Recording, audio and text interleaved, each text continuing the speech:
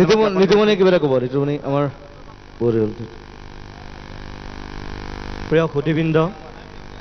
আজিৰ শিল্পী সমাজৰ উদ্যোগত আপোনালোক যেইধৰণে ইয়াত একগোট হ'ল ইয়াত উপস্থিত সকলোকে